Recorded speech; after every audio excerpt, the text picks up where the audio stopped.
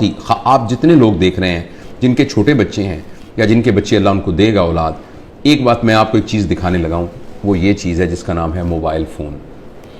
ये मेरी बात गौर से सुनिएगा, बहुत गौर से सुनिएगा। 7 साल की उम्र तक अगर मैं ये कहूँ कि आपके बच्चे को इसकी शक्ल भी नज़र ना आए तो ये गलत बात नहीं होगी। अगर मैं आपको ये कहूँ कि आपके पास ये चॉइस है कि बच्चे के हाथ में कोयला जलता हुआ रख दें या मोबाइल रख दें, तो आप मेहरबानी करके फ़ौरन कोयला उसके हाथ में रख दें, इसलिए कि ये उससे कम नुकसानदेह है जो कि मोबाइल। ये बात मैं बिल्कुल जज्बाती तौर पे नहीं कह रहा। वो जिनके छोटे बच्चे हैं, इरफान आपकी छोटी बेटी है, मुझे मालूम है साल की है शायद, तो आप उसके ऊपर फौरी अमल कर सकते हैं। और मेरे तो बच्चे बड़े हो गए हैं, अल्लाह मुझे ग्रैंड चिल्ड्रन दे, तो मैंने ये तहिया किया हुआ है कि अगर मेरी बात चली और चलेगी इंशाल्लाह, तो मैं इस बात पर स्ट्रिक्ट कारबंद रहूँगा। बच्चे को सिर्फ ये देखिए, ये मैं इसको साबित कर सकता हूँ साइंटिफिकली।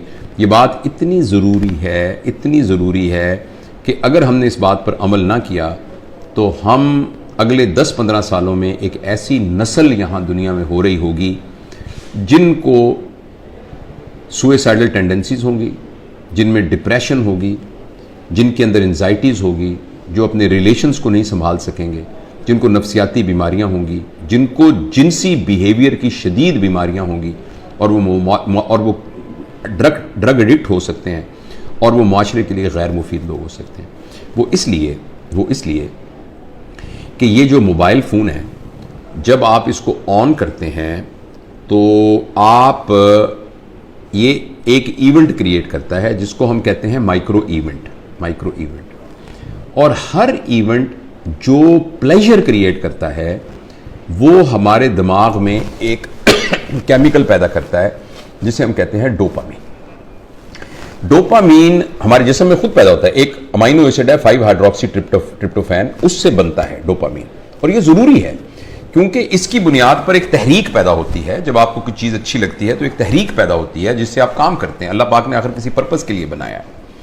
अच्छा, डोपामीन जो है हर प्लेजर को स्टिमुलेट जिस केमिकल से हम होते हैं ना, वो डोपामीन है। चाहे वो खाने का प्लेजर है, चाहे वो चीज़ों की पोजेशन का प्लेजर है, चाहे वो ड्रग एडिक्शन का प्लेजर है, जैसे आप सिगरेट पी, जैसे आपने चर्स पी, किसी ने खुदा न खास्ता शराब पी, और या कोई सा भी सेक्सुअल ग्रेटिफिकेशन है, इन सब के साथ जो है वो एक प्लेजर स्टिमुलेट होता है और वो डोपामीन प्रोड्यूस होता है।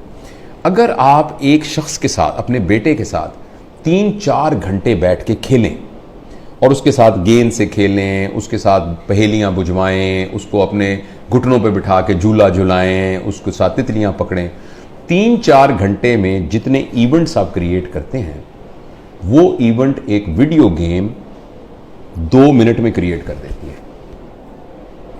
और हर माइक्रो इवेंट प्रोड्यूस करता है डोपामीन।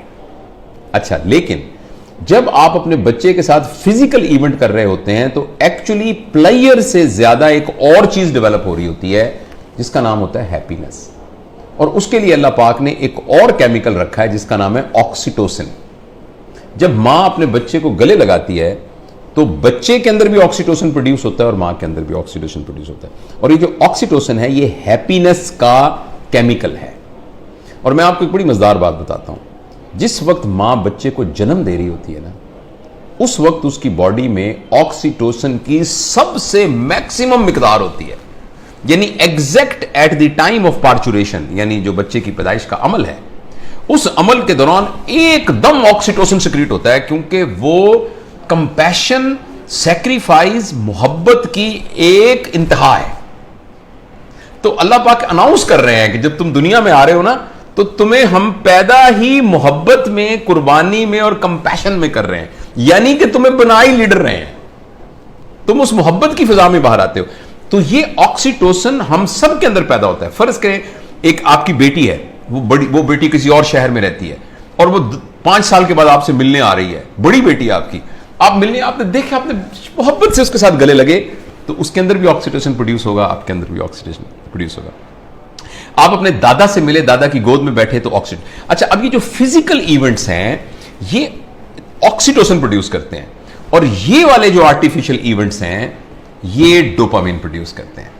दोनों में ये फर्क ये है कि डोपामीन जिस रिसेप्टर पर जाकर वो कैफियत पैदा करता है वो टेम्परेरी होता है, और उसके अंदर एक फिनोमेना होता है, वो बिल्कुल ऐसे फिनोमेना है जैसे एक आदमी एक रोटी की बजाय 6 रोटियां खाता है तो उसका पेट बड़ा हो जाता है, अब उसको 6 चाहिए होगी, 6 खाएगा तो वो और बड़ा हो जाएगा, अब उसको 8 चाहिए, 8 खाएगा तो वो फिर उसको बड़ा, यानी वो आहिस्ता आहिस्ता मैदा बड़ा होना शुरू हो जाता है। इसी तरीके से डोपामीन के जो रिसेप्टर्स हैं उनकी केमिकल इस किस्म का है। समझें, आप समझने के लिए कि डोपामीन का पेट समझ लें, वैसे तो ब्रेन के अंदर बाकायदा रिसेप्टर्स, वो रिसेप्टर्स की तादाद बढ़ जाती है।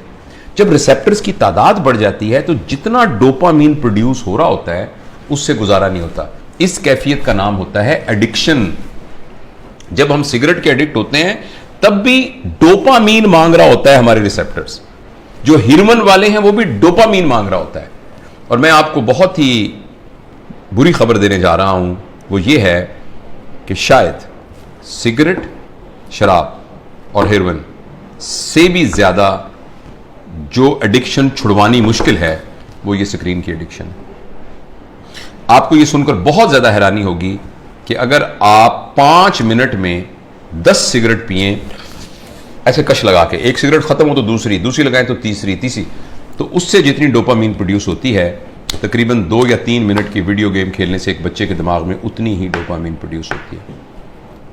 लिहाजा जो फिजिकल नुकसान होना है उसका, सिगरेट का, टोबैको का और जो धुएं का और आग का, उसके अलावा जो इमोशनल और जो मेंटल नुकसान होना है वो शायद इस वीडियो गेम का सिगरेट के कष्ट से बहुत ज्यादा होता है। और ऐसी सूरत में जो अहम बात यह है कि जब ये डोपामीन बहुत प्रोड्यूस होनी शुरू, अब गौर से सुनिएगा इस बात को, 2 साल के बच्चे को जब आपने इतनी डोपामीन पर डाल दिया, नहीं उसको हेरोइन का आदी बना दिया, अब ये हेरोइन अब ये मोबाइल भी नहीं दे सकेगा, वीडियो से क्या करेगा, कितने जहाज मारेगा, कितने बंदों को कत्ल करेगा, उस जो गोलियों से मार मार के कितनी देर करेगा, लेकिन डोपामीन इतनी चाहिए कि ये प्रोड्यूस नहीं हो रही। अब बच्चे के अंदर एक कैफियत पैदा हो जाएगी जिसको कहते हैं चाइल्डहुड डिप्रेशन एंड फ्रस्ट्रेशन। मुझे बहुत अच्छी तरह याद है, इसी कमरे में एक खातून आई, उन्होंने कहा डॉक्टर साहब मैंने आपकी बड़ी वीडियो देखी है तो मैं अपनी बच्ची को आपका मिलवाना चाहती हूँ। 5 साल की बच्ची थी, 4 या 5 साल की बच्ची थी। तो मैंने उसको बताया कि मैं प्रोफेशनल काउंसलर। उसने कहा नहीं जी नहीं, आप मेरी बात सुने, कोई नहीं, आप हमारे भाई हैं। मैंने कहा बेटा क्या, अम्मी क्या कह रही हैं, क्या बात है? कहती है अंकल मैं बोर हो जाती हूँ। 4 साल की बच्ची। बोरियत तो बच्चों का प्रॉब्लम नहीं है, बोरियत तो बच्चों का प्रॉब्लम नहीं है, बच्चों के पास तो बहुत एक्टिविटी होती है, बच्चा तो बोर होता ही नहीं है। ये तो बोरियत तो एक बड़ों का अजाब है, लेकिन बच्चों के अंदर वो नफ्सियाती बोर इसलिए हो रही है कि अब कोई चीज उसको सेटिस्फाई नहीं कर रही। जब कोई चीज सेटिस्फाई नहीं करेगी, अब मुझे कुछ और चाहिए। देखो बोरियत तब होती है जब आपके पास कोई काम ना हो। तो बच्चों के पास तो बहुत काम होते हैं, उन्होंने तो गुड़िया के साथ खेलना होता है, उन्होंने तो रस्सा कूदना होता है, उन्होंने तो तितलियां पकड़नी होती हैं, उन्होंने तो पेंटिंग करनी होती है, उन्होंने तो क्राफ्ट्स बनाने होते हैं, उन्होंने तो दोस्तों के साथ गप्पे मारनी होती हैं, उन्होंने तो बहुत कुछ करना होता है, छलांगे में लगानी होती हैं, उन्होंने तो फुटबॉल खेलना होता है। तो बच्चों के पास तो बहुत सारे काम होते हैं। लेकिन वो 4 साल की बच्ची इसलिए है कि उसको ये देकर हमने बाकी तमाम चीजों से मफलूज कर दिया है।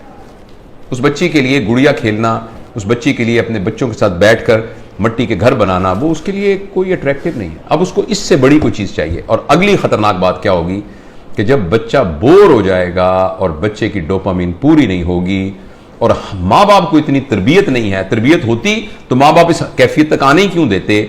अब बच्चा इस वैक्यूम को फिल करने के लिए कोई ऐसा तजुर्बा करेगा जिसमें उसकी क्लास का कोई बदमाश सा लड़का शामिल होगा या कोई और आउटसाइडर शामिल होगा, जिसमें वो बच्चा ड्रग्स में जा सकता है, क्योंकि बोरियत नहीं है। जब बोरियत है तो कुछ करना पड़ेगा बोरियत को दूर करने के लिए।